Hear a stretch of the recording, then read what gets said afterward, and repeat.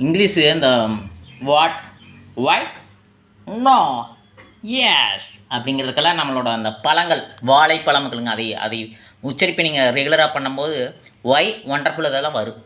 பண்ணி பார்க்கலாங்களா? இங்கே பாருங்க, ஈஸியாக வரும். அதுக்குள்ளே அந்த டோன் ஆகிறத வாழை வாழை அப்படி வாழை அதை சொல்லணும்.